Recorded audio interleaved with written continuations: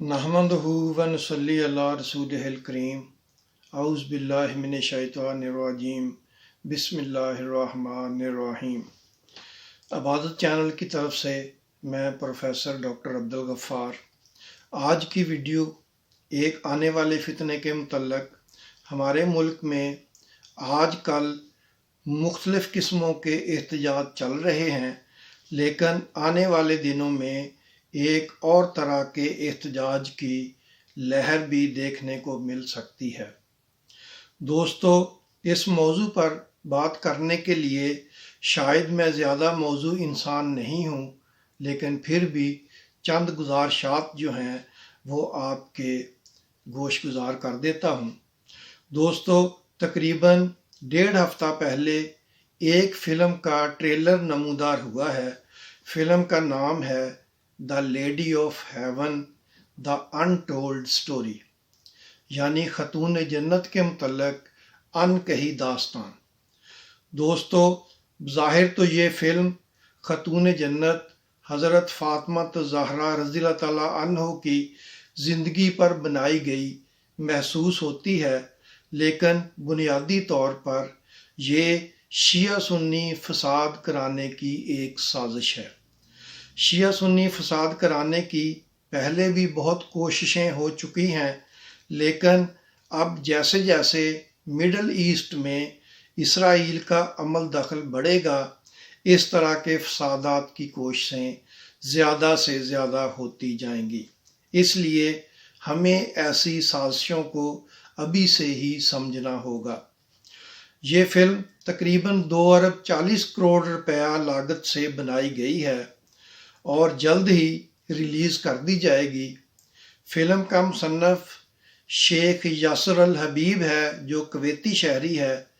Anchor Imran Khan ने इस शख्स का सारा कच्चा चट्ठा खोल दिया है।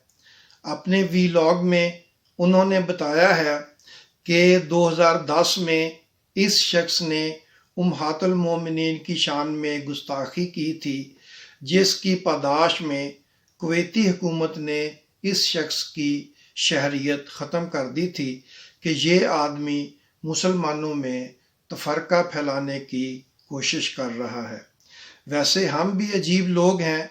ऐसे तमाम लोगों को जो मुल्क या इस्लाम के ख़िलाफ़ साजिश कर रहे हों, उनको किसी न किसी बहाने धकेल कर लंदन पहुंचा देते हैं, ताकि वो लंदन जाकर ज़्यादा मुनज़्ज़म तरीके से अपने मुल्क या इस्लाम के ख़िलाफ़ साजिश कर सकें। अगर शेख यासर ने कोई जुर्म किया था तो बेहतर था उसके ख़िलाफ़ अदालत में केस करके उसे सज़ा दी जाती, ना कि उसको लंदन धकेल दिया जाता। अब ये वही काम यहाँ ज़्यादा मुनज़्ज़म तरीके से कर रहा है। फ़िल्म रिलीज़ होगी और एहतजाज का एक सिलसिला शुरू हो जाएगा, जैसा कि गालबन 2008 में फ़िल्म फितना के रिलीज़ होने पर हुआ था। मुझे एक बात की समझ नहीं आती कि हम खुद अपनी मुक़द्दस हस्तियों के मुतल्लिक़ फ़िल्में क्यों नहीं बनाते, जैसे कि दी मैसेज एक शानदार फ़िल्म है। आपने पीके फ़िल्म ज़रूर देखी होगी। तपस्वी कहता है कि अगर ये रॉन्ग नंबर है तो फिर राइट नंबर क्या है।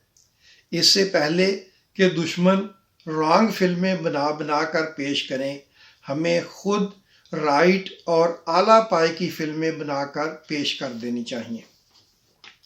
अगर हमारी तरफ से इन शख्सियात की अज़मत की अक्कास फिल्में मौजूद होंगी तो कोई शरारती इन हजरात की शख्सियात को दागदार नहीं कर सकेगा।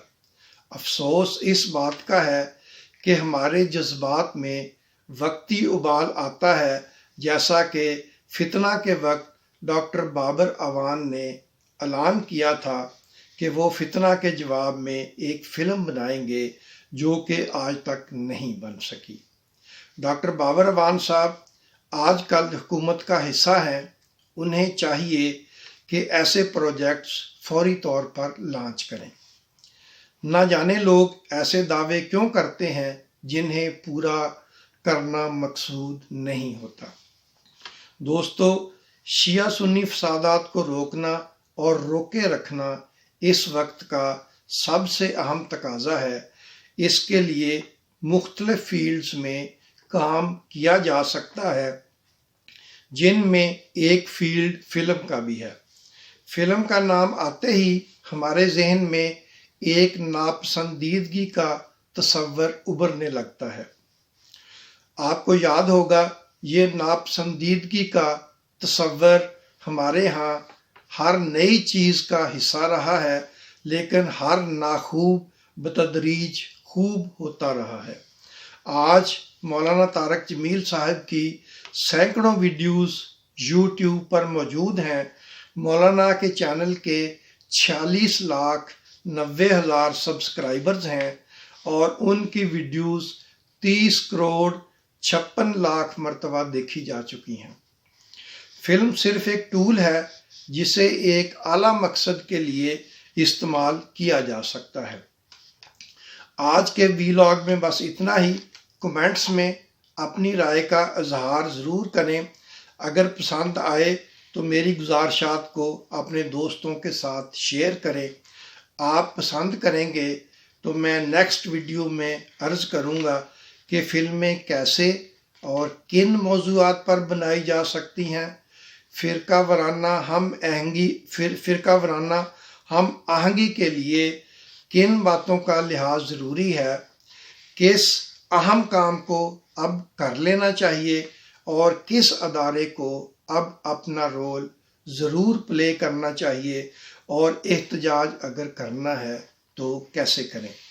جن دوستوں نے ابھی تک میرا چینل سبسکرائب نہیں کیا، ان سے درخواست ہے کہ عبادت چینل کو سبسکرائب کر دیں، ویڈیو کو لائک کریں اور دوستوں کے ساتھ شیئر بھی کریں۔ شکریہ۔ اللہ تعالی ہم سب کی حفاظت فرمائے۔ آمین۔